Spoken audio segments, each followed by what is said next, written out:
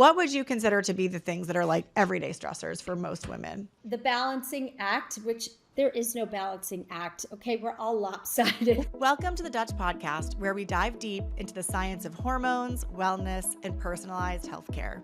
I'm Dr. Jaclyn Smeaton, Chief Medical Officer at Dutch. Join us every Tuesday as we bring you expert insights, cutting-edge research, and practical tips to help you take control of your health from the inside out.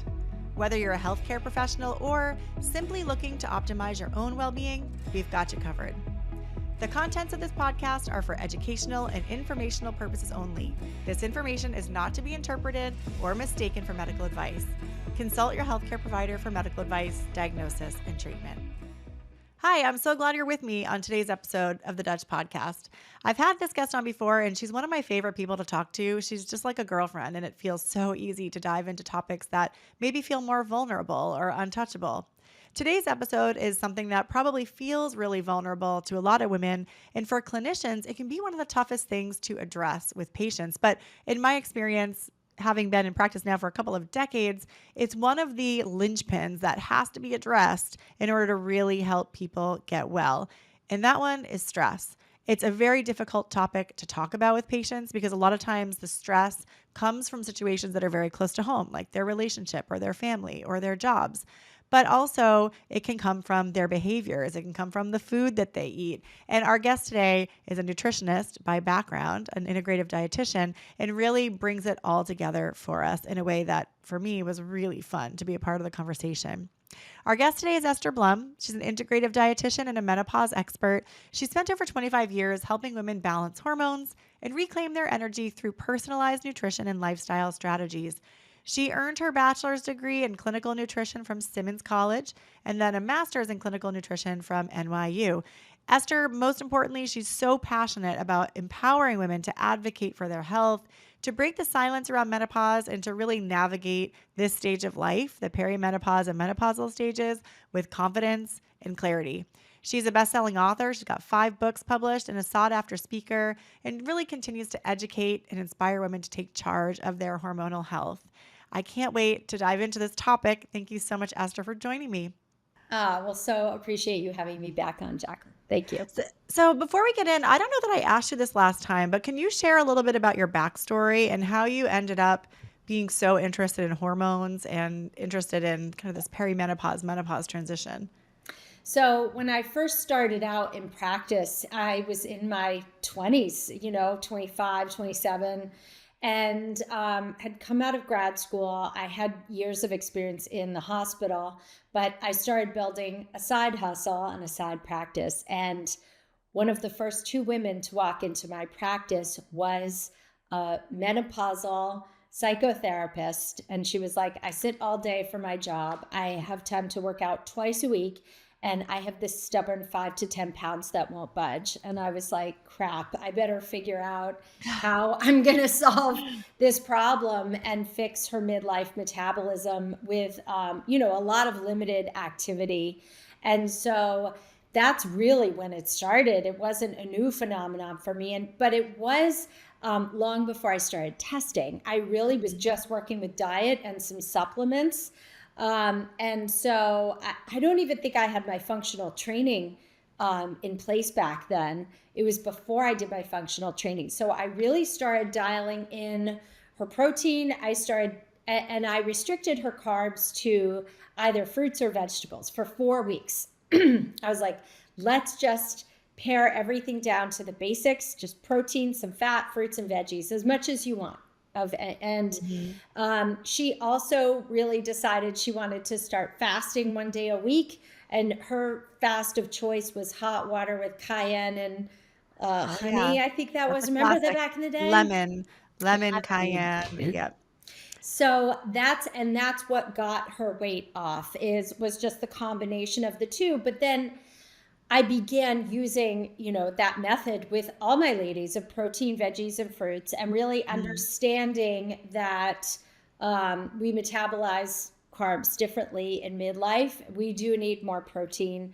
And then as I aged, a lot of my clients aged with me, and by then I was doing my functional medicine training. I did that back in 1998 or 1999. So then I really started working in supplements. Then I started working in testing. And so the knowledge base has expanded since then. But it's been a long process of honing it for sure. Yeah, and you've written a few books. 5. Tell us a little bit about those too, because I mean that must have really chiseled your perspective and your expertise and kind of your approach. Yeah, well, my first book was Eat, Drink, and Be Gorgeous, which was really the Sex and the City guide to good nutrition. So I really wrote it as a love letter to my 20s and my young clients. And it was, I noticed, and I say this without any disrespect to my colleagues, but a lot of nutrition books can be very dry and boring. And I was like, I want mine to be fun and sexy. So, I wrote about, and I was living in New York City and I was single and dating. So there's a chapter in there on hangover recovery. There's a chapter in there on healthy sex with good nutrition and how to keep, how to prevent UTIs and how to keep the vaginal canal happy and healthy, and how to keep your hormones happy, and what to do if you're drinking alcohol. And there was the illustrator was this man from Australia we hadn't even met, James Dignan, and he had photos of me, and he drew me in a very form-fitting lab coat with fishnets and a martini glass in one hand and a shot of wheatgrass in the other, or pardon me, it was a bottle of vitamins in the other. And I was like, yep, that's my 20s right there. So that's funny. I mean, really, that's one thing that's like unique about you, and that I think makes it always really fun to talk to you, is you very much keep it real. And I think as a provider, in this space, there can be so much pressure to be perfect. Yeah. And I really, we can talk more about your other books, but I'm just really grateful and want to put it out there that you allow women to just be themselves. And I think it's hard to do that sometimes, because like you want to show yourself on Instagram with the wheatgrass, but maybe not so much with the martini. But the fact of the matter is that most of our patients and most of our clients that we're working with, they want a well-rounded life too. They want to be able to kind of experience life the way others do and also stay well. And so the fact that you blend that kind of in your own way, in a very real way, I just love. Oh, thank you. I mean, really, I would be a smoking alcoholic if I had my druthers, but not now. I mean, I look at a drink and I have a hangover. It's so bad. I can't tolerate it at all. But like, which shocks me. I joked to my husband. I was like, I can't even believe it. Like, we're about to go on vacation. I said, I'm not even going to drink on vacation, which I've never not done. I usually don't drink much at all. Maybe a drink a month, but on vacation, I'll have an Aperol Spritz or something. Not this time. I'm like, I am done. My body is just, that party is over for me, I think. So yeah. Like, well, I'll bring but then I think, well, for family events, I better find some really good herbal tinctures to take to just keep me chill, because sometimes I do have cocktails to, take the edge off, quite frankly. Right. I know we did an all-inclusive vacation in September, and my husband told me it was like the biggest waste of money for me, because usually people go there and they just like, they wake up in the morning and they start with mimosas and they just kind of go all day and with espresso martinis. And, you can't drink enough, non-alcoholic drinks to get your money's worth at those places. It's true. It's true. Yeah. So, you've done this through many different phases of life, and I love your like See You Later Ovulator, your most recent book. Again, putting the fun in that process. And like, I think being able to look at the things that we experience as women going through perimenopause and menopause, and really like kind of laughing at ourselves about it, because it's wild. Like, we get to go through puberty twice at both ends of the reproductive spectrum, and there's beauty to that, but there's also some pain and some laughs. Yes. And I really like to say, there's a light at the end of the vaginal tunnel, because I do want to make women feel hopeful that, sometimes it feels dark and it can feel like you're shouting in a vacuum. And there's a lot of unknowns and the science is still emerging.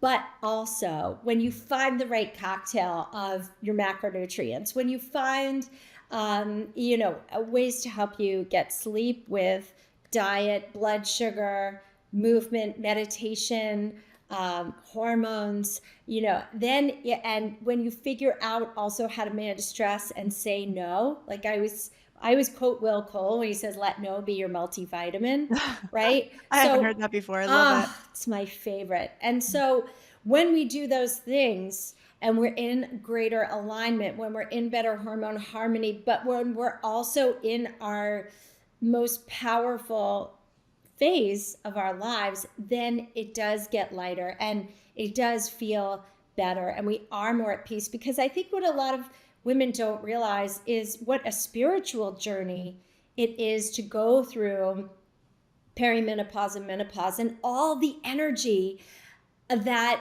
keeps us in our sacral power when we're younger, all the energy around our ovaries and the monthly ovulation and the cycles. When that kind of takes a back seat and quiets down, our energy moves into our heart. It moves into our brains, and it's a complete spiritual realignment. Like, I just had a hysterectomy last month, and for me, I felt it. I grieved. I didn't think I would be so sad. I had some Reiki after, and I was bawling. And I was like, wow, I guess I am grieving the loss of my beautiful uterus, which was quite angry. It turns out I had adenomyosis, and a lot of fibroids. But, I grieved the loss of the home that grew my son. And I was like, that's a part of me. It doesn't make me any less feminine. It's a liberation to no longer have cycles and be fully done. I'm on my hormone cocktail. I'm steady as a rock now. But at the same time, it's a real mindset and spiritual shift in midlife. I thank you so much for, laying that out that way. And I think it's such an interesting time for women. I'm kind of in the early perimenopausal transition. I'm in my 45 this year. But I am in that space where, like, my oldest child's a senior in high school. My youngest is a first grader. So I've got the whole gamut. But that whole, like, you're at a different place professionally. I had this thought a couple weeks ago about, like, my role as mother starting to change. And I said to my husband, we're no longer building our family. We're, like, sending them off. And just that transition of, like, adding more kids into the funnel to, like, launching them into the world, along with the hormonal change, along with our parents aging, all of that stuff creates a really juicy environment to really grow and really be challenged and rethink the things that maybe you've believed for a long time about yourself, about your family, about your work, about your world. So it is this really fascinating time. There's a lot to be said for that spiritual opportunity. Well, what do you feel like you've rethought of late? What are some of the transitions you've personally gone through? Well, I think especially in relationship to, like, my friends around me and other women I speak with, I think I love, in getting back to what you quoted from Will Cole, let no be your multivitamin, is that I think that for so long we are so focused, we're like effervescent with giving, right? That you have these bubbles that are always leaving you to serve others. And I think that's a real natural inclination for a lot of women to be giving. And I think about even the women in my life who have not birthed children, they give in myriads of other ways. And I think that there becomes what I see in women in this time frame is a little bit more self-reflection and a transition to allow, and I would say it this way, allow themselves to be served in the way that they've served others, allow them to serve themselves the way they've served others, and for others to give back to fill their cup. And that is probably one of the most profound shifts for me, is allowing things to come in a way versus feeling obligation to be putting out, if that makes sense. Yeah, the receiving is very difficult for a lot of women, a lot of high achieving women who are used to serving. That's just our love language. And that's probably the role models we had growing up. I mean, I grew up, right? The community of good girls, the community of hosting. I know you do a lot of cooking and hosting, and you're hosting on a daily with, you have a beautiful big blended family, right? Every day is a hosting event for you. I know, every day Thanksgiving around here.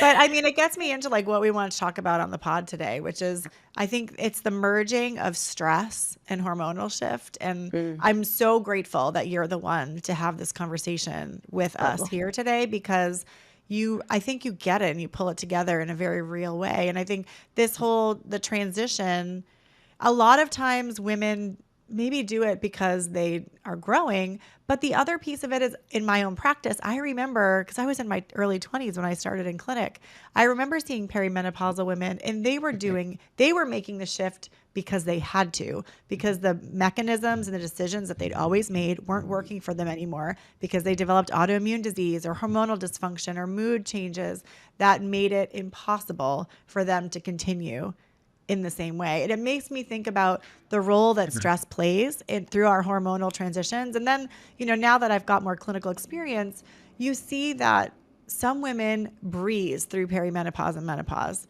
It's like nothing but period cycle changes.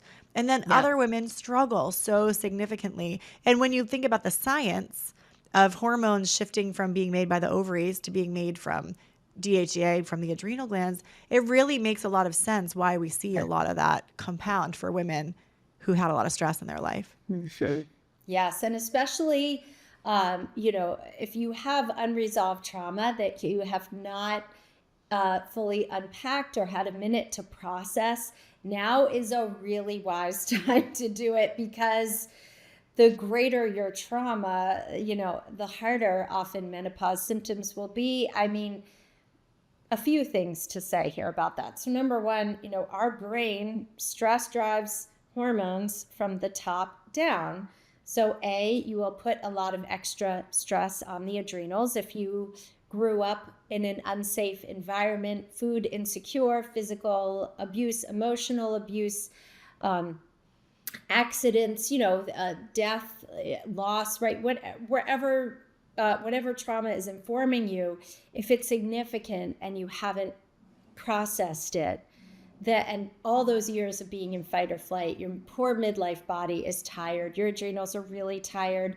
Maybe you're at stage 3 or 4 adrenal burnout and your body isn't even making cortisol anymore. So you're really, really exhausted and less resilient and feeling like you just can't even get out of bed a lot of days, right? I can tell you one more thing about that that's so interesting is that it's also they've shown epigenetic scientific links from that generationally as well. So there's a really interesting study done on women in pregnancy that have had stress during their pregnancy, and women who report depression and anxiety during their pregnancy. This study was specifically, they found HPA axis dysregulation in the offspring. And what's fascinating about it is that didn't change if women were treated with SSRI medications. So even when mom reported more mood stabilization thanks to the wonders of chemistry, the offspring still had HPA axis dysfunction, which it just speaks to that role of trauma. And like, you might have had really wonderful parents who did their best to shield you from exposure to things that could cause trauma, but there's generational impact as well, which I think if we look back through our own parents' generation and their parents' generation, even just like going through the Great Depression, like there's epigenetic tags that get passed along that affect stress, resilience, and affect probably our hormone regulation. Oh, 100%, 100%. And also, it depends on your access to good care. I mean, we know statistically women of color get the lowest access to menopause care and have the greatest amount of menopausal symptoms. So imagine just how hard it is on a day-to-day basis for our women to get good menopause care, and then you ratchet it up a notch. Couple that with generational trauma too. Yeah. So it's no surprise that women have such wicked symptoms. Totally. So when we think about women, like we all have some kind of baseline of stress, this like everyday stress. When you're thinking about stress as a bucket with many drops coming in, what would you consider to be the things that are like everyday stressors for most women? The balancing act, which there is no balancing act. Okay, we're all lopsided on it. You can have it all. You just may not have it all at once. So you just think about the alarm goes off. All right. But in the 5 minutes you've gotten up, you've brushed your teeth, you have loaded laundry, you've woken the kids up, you've gotten the dog out of bed, right? That's just from 6:30 to 6:40, right? Maybe you've had the chance to pee and poop if you're lucky. Then you go downstairs, you make breakfast for the kids, you make breakfast for the dog, you make breakfast for yourself, you get the kid off to school. Then you actually have to clean up the mess. Then you have to try and squeeze in the workout. And then you've got to be at your desk by, 9 o'clock. Right? I can feel my cortisol rising right now. Like with you basically it's like Groundhog Day every single day of my life. Right. And then you go from meeting to meeting to meeting. Right. And then you get to figure out when your meeting ends at 6:15 what to start cooking for dinner. at 6:30, which means dinner won't be for another hour at 7:30, and you're ravenous by then. And then by the time you get done with homework, clean up, maybe folding that laundry, it's After school activity, taxi service. Yeah. all of that. All of that. So, I mean, we're really not meant to handle this level of chaos continuously day in and day out, and we're not meant to do it by ourselves. Yeah. I was talking with Dr. Smith, Allison Smith, one of the docs on our team yesterday, because we've just had a really busy season here at Dutch as we, launched our new report, and it hit our education team quite heavily. And we were just saying, like, it feels like our processor speed is down a little bit. And we're like, well, yeah, obviously, because we have like too many programs running, too many PowerPoints open, too many things going on at one time. And just like, ironically, my computer was telling me I had to close some applications. It felt that way internally as well. And we kind of had a laugh at it. Like, you're right. We're not meant to be at this level of function consistently over years, decades, etc. Yeah. And then we wonder why we can't get off the couch on the weekend and don't want to see or talk to anybody. So it's just like, when that's you, just look at the week you've had and give yourself a little grace, because it's perfectly okay to do nothing. Totally, totally. I call them rot days. They're like the best. Just sit on the couch and it's hard to do when you have kids, because it's like you're rotting here and there and everywhere as you chase them to activities. But definitely having those down days is critical. Now, a lot of women, when we think about stress, though, it's not just the mental, emotional, labor. There's a lot more to it when it comes to our physiology, because there's biochemical stress. Can you talk a little bit about hormone changes, and maybe talk a little bit about the periods of life where we have massive hormone changes and what that can do to our cortisol level because of biochemical stimulus? Well, again, it goes back to that top down, right? So if you are in a state of fight or flight, your body can't distinguish. Evolution has not had a genetic change where we cannot distinguish modern day stress from our Paleolithic times. So Paleolithic times, we'd be asleep in a cave, maybe a tiger or woolly mammoth would wander in looking for shelter or food. We would jump to our senses, or a tribe would kind of come into our village and try and attack us. And we would jump and go into fight or flight and run or fight back. And then the stress would come down. Now, with perpetual stimulus, and we're always dodging bullets, and we have 1,000 moving parts going on at once, our bodies don't have the chance to actually restore our cortisol levels. So you couple that with declining progesterone and estrogen, and also seeing a parallel rise or a concurrent rise in cortisol when that happens, when our hormones start to tank. And ironically, it's our midlife stress can tank our progesterone before it even falls on our own. And testosterone for men as well, similarly. Yeah. And testosterone for men. Because why? Well, your evolution, your body is not going to want to ovulate and potentially get pregnant when you're in a state of fight or flight. And this is why, there's 1,000 things that affect fertility nowadays. Environmental exposure to, endocrine disruptors, but also the level of stress that we have is so high. And our cortisol is so high. Caffeine, alcohol, too low carbs for too long, just too much of an imbalance, and not being grounded, not breathing, not spending time in nature. All of these things really can contribute to cortisol dysregulation. The late night scrolling, all of that can really contribute to cortisol dysregulation. And so in midlife, it hits extra hard, because I always say, sometimes the warranty on our replacement parts falls short or wears out, and it's such a great wake up call. So for me, it's how I learned to say no. I was like, I just can't. Right. I just can't. It's too much for me. I need, if I go out 1 or 2 nights a week, I've got to still be home by a decent hour, and then the next day not do that again. Yeah, it's interesting that you bring up fertility. Of course, that's an area that I love and really spend a lot of time in. And I was really struck as a student when I was trying to really hone my expertise in fertility, I bought Yen and Jaffe's Reproductive Endocrinology, which was like the leading textbook at the time. It's, 2 to 3 inches thick. And I literally just read it cover to cover, just post-graduation while I studied for boards, because I'm a nerd like that. And I remember, and it still sticks with me, learning about hypothalamic amenorrhea, which is when the hypothalamus, pituitary, and ovaries basically stop communicating. And when it's like when you talk about root causes, the one recognized root cause was stress, like extreme stress and trauma. And I think we've seen that it's in extreme cases like traumatic situations, like you said, almost like a PTSD reaction. But then we also see it in like teenage athletes sometimes, female athletes that are, like you said, reducing caloric intake too much.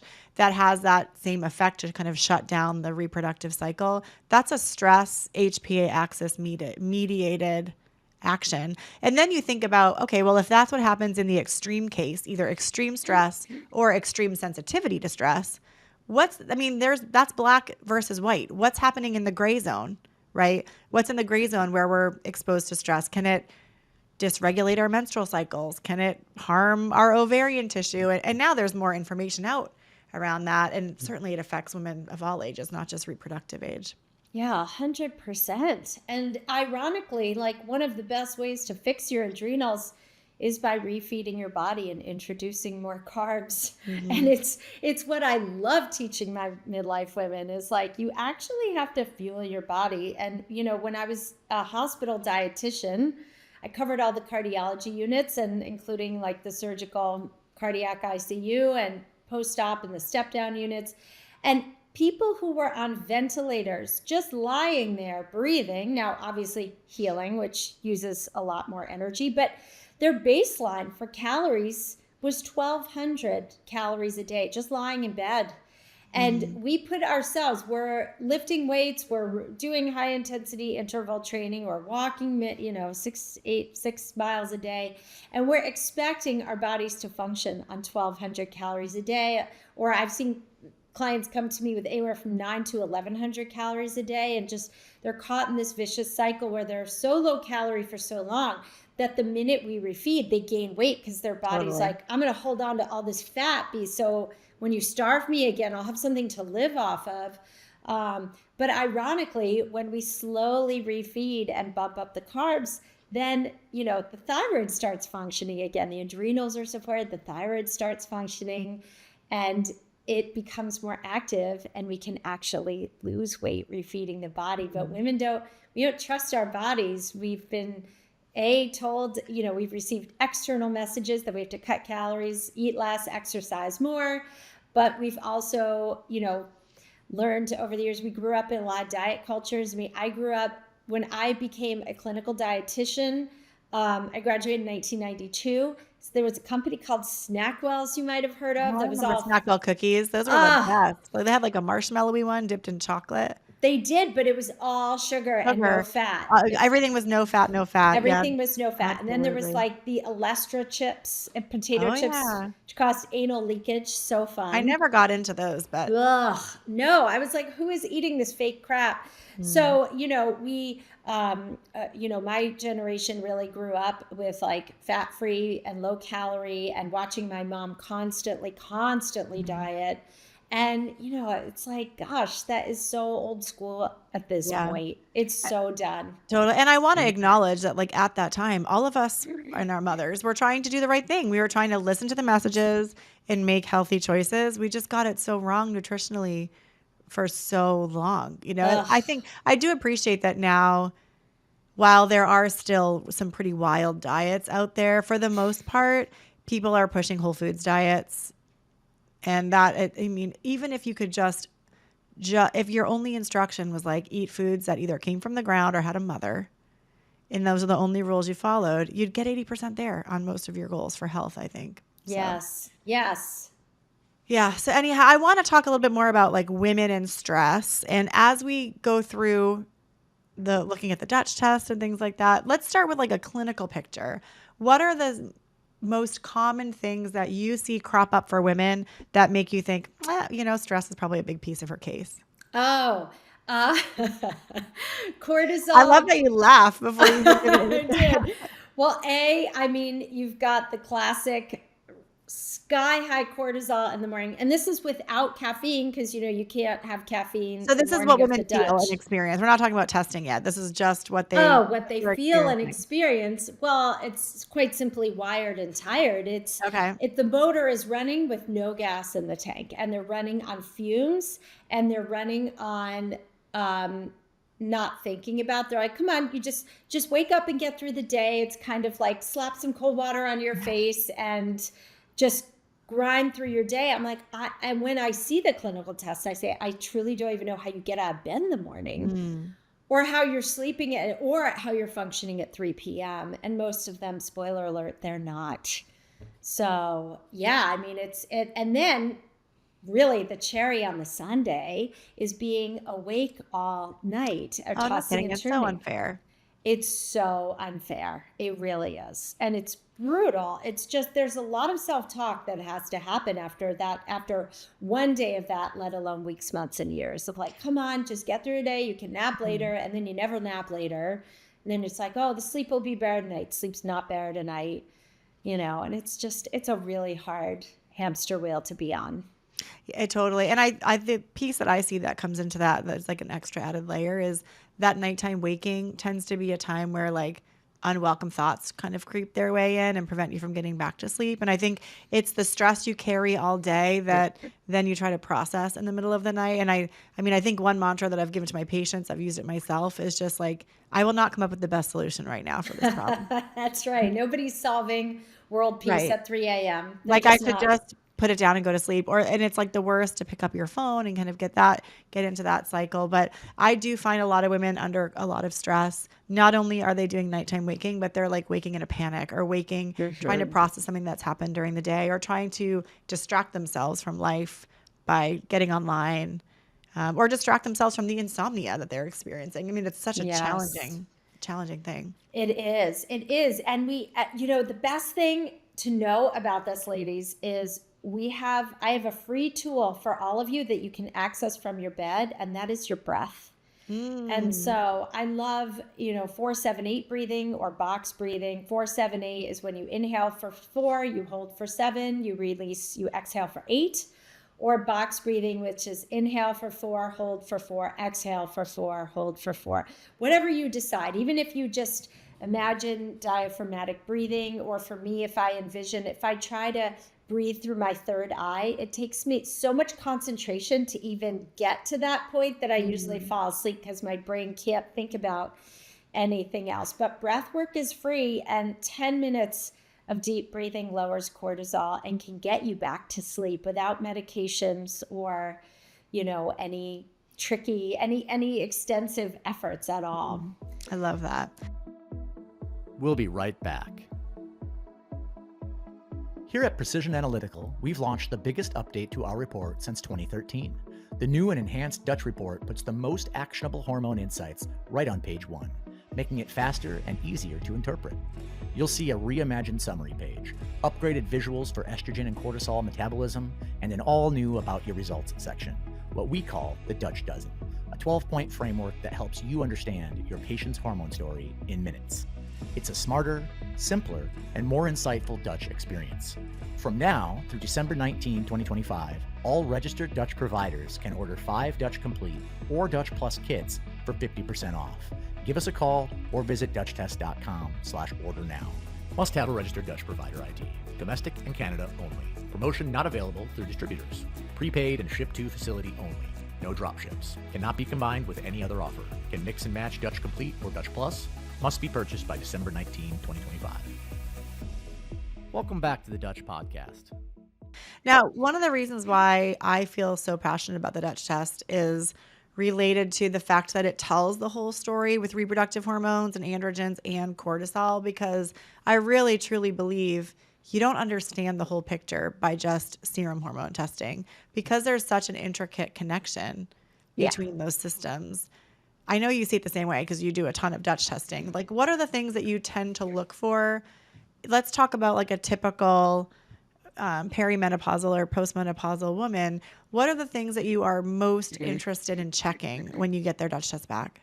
Well, first and foremost, cortisol, because that's going to drive, that is going to inform me a lot about your lifestyle and your hormone productions. Of course, I'm going to look at your hormones, but you can't build a house without a solid foundation. And so hormones, as much as I'm passionate about hormones, you have to earn them. They're a piece of the pie. They're not the whole picture. And lifestyle and stress management, remember that top-down ideology, we have to manage stress first and foremost, because that is going to drive your gut health, your nutrient absorption, your cortisol levels. And so I want to see, are you the kind of woman who has sky high cortisol in the morning? Like you come charging out of the gate, you wake up, your feet hit the floor, the devil's like, oh man, she's up, let's go everybody. And, but by mid-afternoon, you're you're circling the drain and you just are absolutely exhausted. You get yourself through dinner and then you're on the couch by 8 p.m. asleep, right? Or do you have a reverse cortisol pattern, which is, extremely low, suboptimal, like some of you aren't even on the cortisol curve, you're below it, and then at night your cortisol is peaking and you're so exhausted. So for those people, like I have to know, okay, stress management, we fix sleep first. We always fix sleep. That is the biggest rock, because that will help balance your cortisol curve, your blood sugar, your inflammation, and that is done with bringing in protein and fibrous vegetables throughout the day. It's also bringing in carbs strategically. I love to tell people to have carbs at dinner. I love that too. It's like sleep's so good. You sleep so much better. And of course, bringing in some nutrients if need be, some, nutrients to lower cortisol, some calming herbs, some magnesium. But then, of course, hormones. Progesterone is incredible for sleep. Progesterone helps you stay asleep. Estrogen helps you fall asleep, especially if you're quelling hot flashes. So that's really important. But I really love, I'm so hot, Jaclyn, for methylation and looking at how you're detoxing your cortisol and your hormones too, because 30% of women in that time when our hormones are declining, 30% of us develop a non-alcoholic fatty liver. And so if our detoxification methods are impaired, our methylation is impaired, we don't have enough nutrients, we have genetic SNPs, then we also want to make sure we're supporting those. Because when a woman comes to me who is a great candidate for hormones, but she has poor methylation, if we don't support how she is detoxing hormones, and then we put her on hormones, she is going to feel worse no matter what. And I'm not interested in making women feel worse.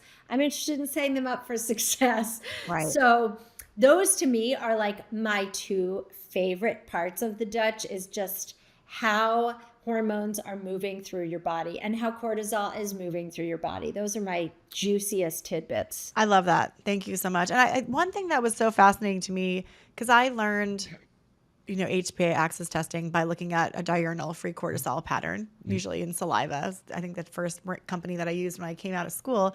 But with the Dutch test, I learned how much I was missing with only that piece. Essentially, the diurnal curve is so important to look at. Yes. But you talked about cortisol metabolism, and I think a lot of people don't understand the role that cortisol metabolites play in the overall picture. And you can't measure metabolites in saliva. You have to do urine. So that's why Dutch is so great with this.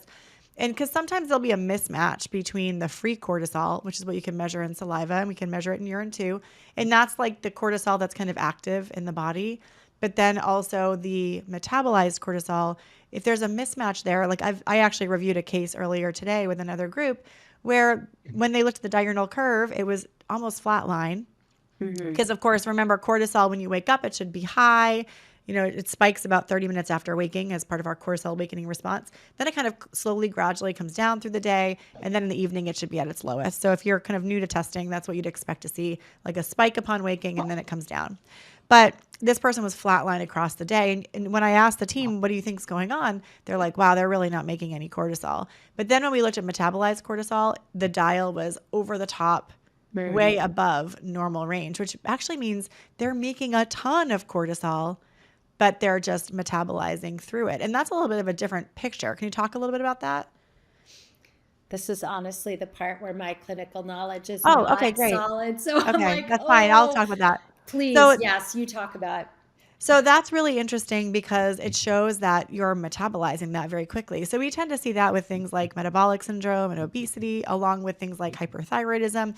But if you treated just the diurnal pattern, you might give the wrong treatment because you might be trying to get more out of the adrenal gland when really we need to affect metabolism, not production. And so I think that's where, when it comes to cortisol, it makes a big difference to use a tool like the Dutch test compared to one that only looks at like a diurnal pattern. And I'm glad to have learned that because it's really changed the way that I assess it. And it's so complex. It really It is is. complex. So how do you love to treat it? I always love to learn from you too. Well, I think that the more time I've spent in medicine, the less tools I think I need to use. So I'll just start with that. And I mean, I came from the supplement industry. I spent like almost 15 years working for the largest distributor, 250 professional supplement brands. I like know a lot about supplements. I think they're super cool, but I think there can be an overemphasis on supplement use. Really, what I see to be most impactful are the lifestyle changes. So the things that I tend to think about when it comes to like resetting the pattern are, you have to figure out where the stress is coming from. Is it social emotional? Is it trauma in your past? Is it your blood sugar is a roller coaster? What are the things that are contributing? Is it that you have a lot of environmental chemicals that you're trying to detoxify? All of those things can contribute to cortisol being released. They're all stressors on the body. Yeah. The next thing I think about is how can we get more pattern in our day? So I remember learning this from an Australian Ayurveda clinician where she talked, I was in this workshop where you learn like Vata, Pitta, Kapha, the three main constitutions. And she talked about the purpose of schedule, and the purpose of a daily schedule for each of the three constitutions is wholly different, but the outcome is kind of the same. They all need it for a purpose. So I always like to have patients start with, what are the elements of their day that they can schedule? You can wake up at the same time every day. You can eat your first meal you can work out at the same time every day, take a walk, go to sleep. You might have chaos in between because your days change, but there are always elements to our day that we can put some controls around. That's the first. The second is exposure to light, which I would add into the schedule. You're nodding. So why don't you chime in? Do you agree with that one? Yeah, that is honestly my greatest rule of thumb, and the greatest way to restore your circadian rhythm is to get your face in outdoor sun, ideally in nature. But even if you live in an apartment complex, if you can step outside, if you have a balcony or your front door, get your face exposed to the sun. Even better if you can walk outside in nature when the sun is rising. To me is the most impactful because the sun is 200 times greater light spectrum than any indoor bulb. So it's really, really important. It puts you in a positive mood. It's when I meditate, I listen. People say, oh, I'm not good at meditating.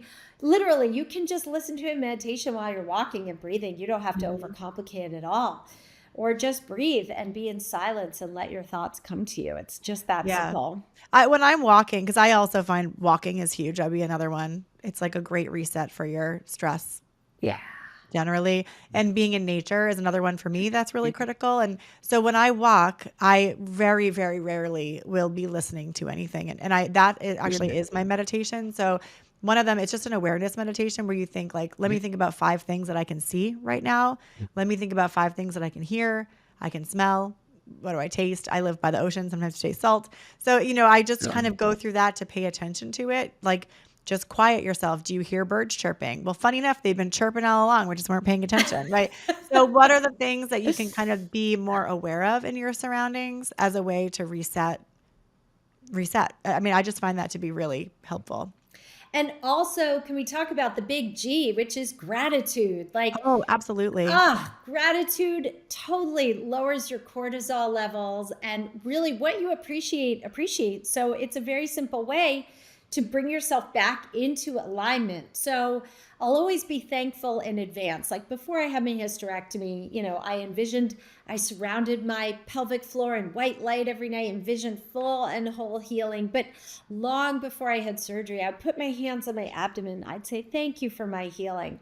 Thank you for my gorgeous surgery. Thank you for the surgeon being on his game that morning. Thank you for X, Y, and Z. Thank things in advance, because the universe will rise up to meet you wherever you're at. But if you're always angry, always complaining, never seeing the joy, then you will continue to attract that as well. I believe, yeah, absolutely. And that's not a personality trait or flaw.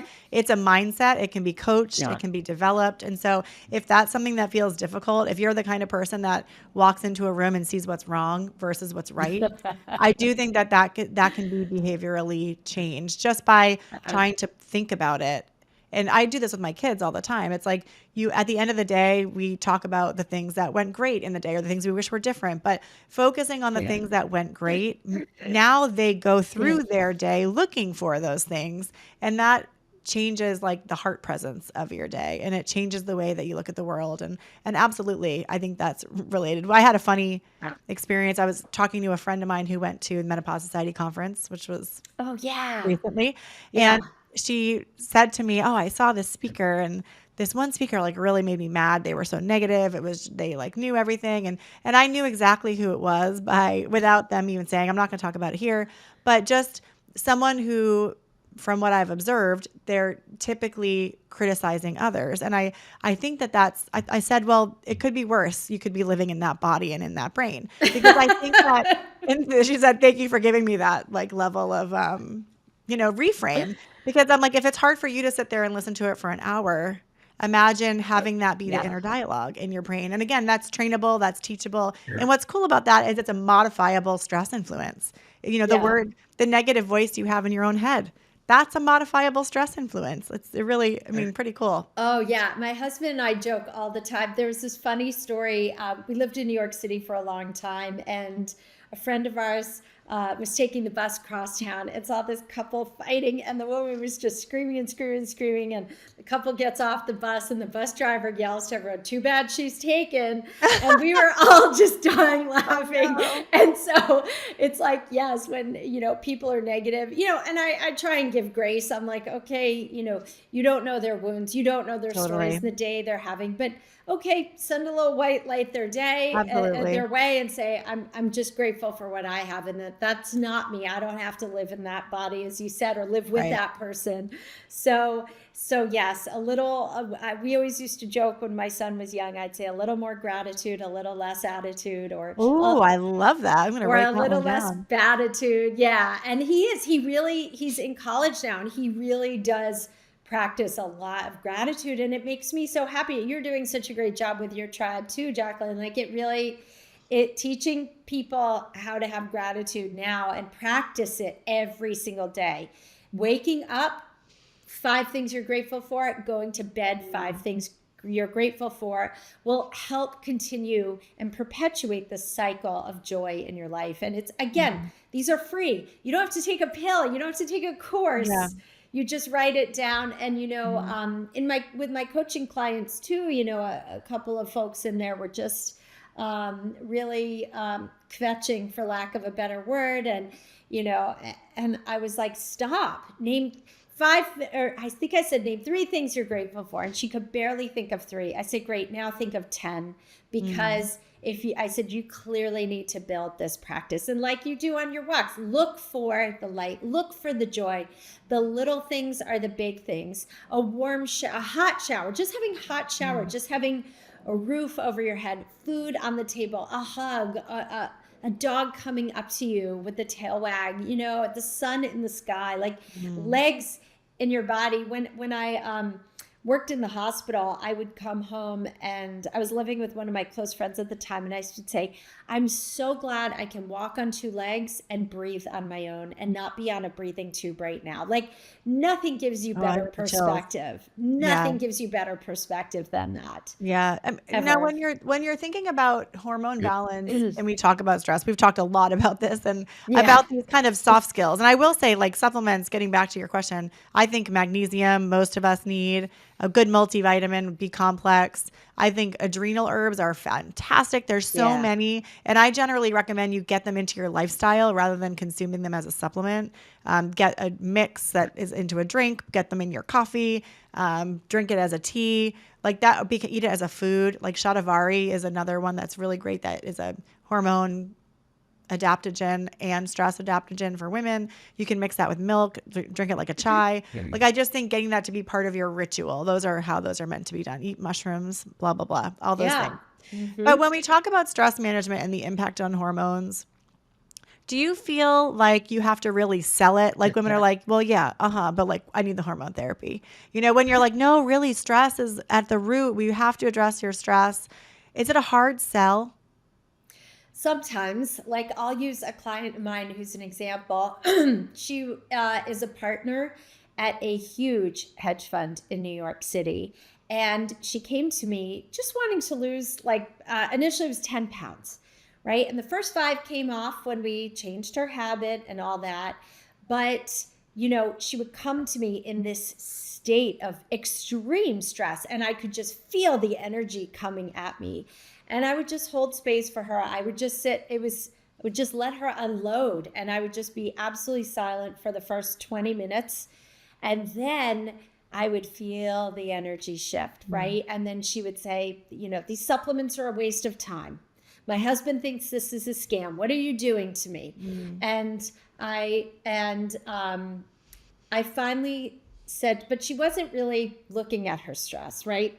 And finally, and she was frustrated she wasn't losing those last 5 pounds. And I finally said to her, if you stopped working at your job, you would lose those last 5 pounds if you could get your stress down. And we really worked on that. And P.S., the last call we had, she said, I have my exit strategy in place. I'm leaving my job. Wow.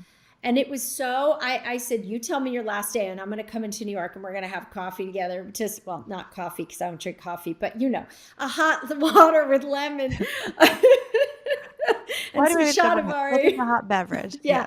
But, you know, and women do it, you know, the hormone and lifestyle piece, women come for the hormones, but they stay for the stress management because once they understand, they think hormones are the fix.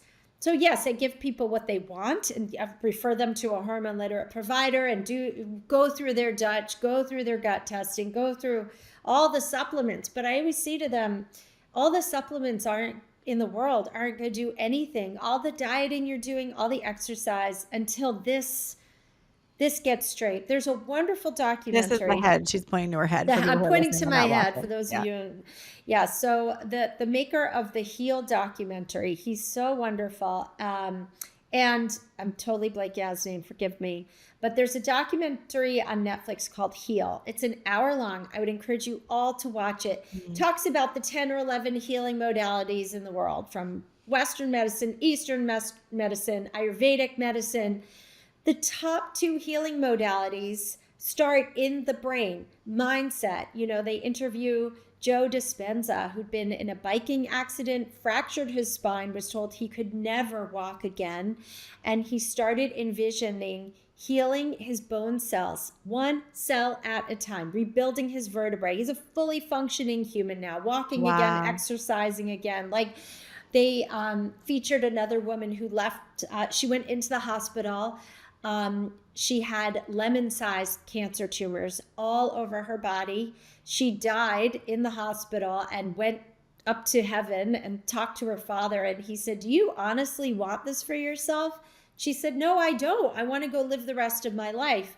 He put her back in her body. She woke up and she left the hospital 4 months later without any cancer whatsoever. So, and I tell these stories to my clients over and over again. I'm like, until you heal, work on healing your trauma. And I will refer them sometimes for plant medicine support as well, for psychotherapy, for, exercise therapy, whatever it is, until no supplement or diet will fix you if you don't work on feeling your feelings that maybe you've never had permission to feel. Like, this isn't your fault, but you do need to work on it, right? Feeling your feelings, journaling, having hard conversations, which people think is confrontation, which they avoid. But, being able to express yourself, being able to stand in your power and have a regulated nervous system is the greatest flex of all. And so it's cool because I have looked at Dutch tests on women who've had terrific childhood trauma, but have done the healing. And they actually have a very beautiful cortisol curve. And that just brings me the greatest joy, because I'm like, this is proof you've done the work on yourself. Yeah. And it's incredible. It is incredible. And I think when you think about what women should aim for, that's kind of my next question. Like, what does a woman in balance look like in menopause? What do they feel like? What does it look like on a Dutch test? And also, what do they feel like? Yeah. So very simple. It's really not complicated. Going to bed between 10 and 11, ideally, right? Sleeping well through the night. Maybe you get up once to pee, but you can fall back asleep, right? You wake up in the morning. You may not like jump out of bed, but you're reasonably awake and functional within an hour of rising. You're awake. Your brain is firing on all cylinders. You go for a walk, even if it's 10, 20 minutes outside, or you could go for a full hour outside. Get your feel-good chemicals up, your endorphins going. You eat a protein and fiber-rich breakfast, some eggs, some veggies and fruit, or a protein shake with some flax seeds and berries thrown in there. And then having stable energy throughout the day. Again, having your mood regulated, not feeling anxious, not feeling depressed, just kind of even keel, happy. For me, my happy place is talking to my girlfriends while I walk. That is just my favorite oxytocin boost in the world. And then again, spending quality time with your family, if you have a family or friends, just being very present in your own life, taking a minute to have some gratitude, and then nighttime should be relaxed. This is not the high octane time to scroll and be on your phone. It's the time to actually put your phone on quiet, on sleep mode. And you can program it to do that. And maybe actually reading a book on paper or journaling if you do have screen time, listen, I love Netflix too. I just make sure I'm done by 9 or 10, and my shutdown is a good 45 minutes of no screens, reading. Even if it's just self-care, if it's just moisturizing my face and doing some, nice teeth whitening or something, it's just quiet, and then I love that. Simple, just Definitely. Feeling good. I usually ask people how when you go on vacation, day 2, 3, 4 into the vacation, you're like, this is what relaxation feels like. This is how I'm meant to feel. Have you ever had that light bulb moment? Yeah, well, it really inspired me to change my entire business a few months ago, because I couldn't, my stress levels were so horrible.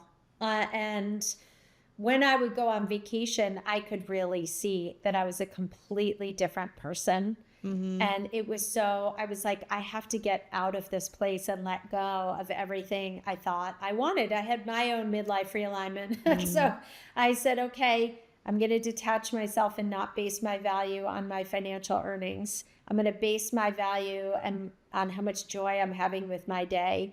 And if I'm present, and I completely rebuild my business. I downsized my whole team. I made many structural and strategic changes, and there's a lot of unknowns right now, but man, my nervous system is a lot more regulated, and I feel a lot more balanced and in alignment, to the point where I'm like, I can never go back to where I was again. Because totally. If you're listening and you can't remember the last time you felt that way, we've been speaking to you this last hour of trying new things, because I do think that, when we think about balance and midlife, knowing how to get there, taking less time to get there, My mom, we have a place that I grew up, my like little childhood summer cabin. And my mom says, every time we drive over that bridge, she has a specific spot. Every time I drive over that bridge, which is 1 mile from the house, I exhale and I like literally feel something wash over my body. And it made me think about like, if we can all reflect on those places, those people that make us feel that way, those things that we do, maybe it's painting or whatever you're into that brings you to that place. Like you said, I love that. You're chasing joy. You want to chase the joy, chase the peace. And we all have chaotic lives, but can we find pockets where we can bring our nervous system back down, get back in that rest and digest stage instead of that fight or flight? I mean, it will help your overall hormone balance. And it's not just that we think that. We absolutely know that with scientific data. Yeah. And for those of you who really, truly have, multiple children, jobs, when you're really juggling, know that this doesn't have to be complicated either. No one's expecting you to sit on top of a mountain meditating all day. Literally, I'll have days where I'm in the car and I'll practice my 4-7-8 breathing at a stoplight.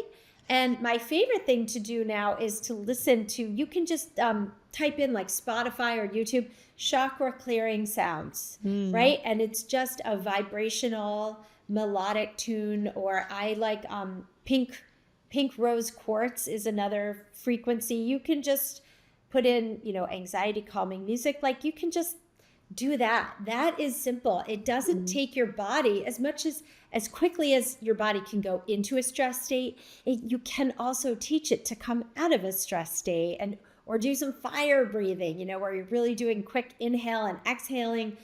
It's very simple. Your breath is your greatest tool and the simplest one. We don't need to overcomplicate this at all. Fabulous. Well, this hour with you has been as awesome as I knew it would be. So Thank you. I really appreciate you being here, Esther. I always love talking with you. And I think your message really resonates with women. You share your lived experience. You're very real. You understand what people need. And it's just always refreshing and a joy to spend time with you. So thank you. I appreciate you, Jaclyn. Thank you so much. If people want to connect with you and learn more, what are their best places to do that? Well, you can listen to my new podcast, The Midlife Realignment, and you can find me on Instagram at Gorgeous Esther. Wonderful. Well, thank you guys so much. And thanks for joining us today, everyone. Thank you. Thanks for joining us on the Dutch Podcast. Join us every Tuesday for new conversations with leading functional health experts. If you like what you've heard, be sure to like, follow, and subscribe wherever you get your podcasts.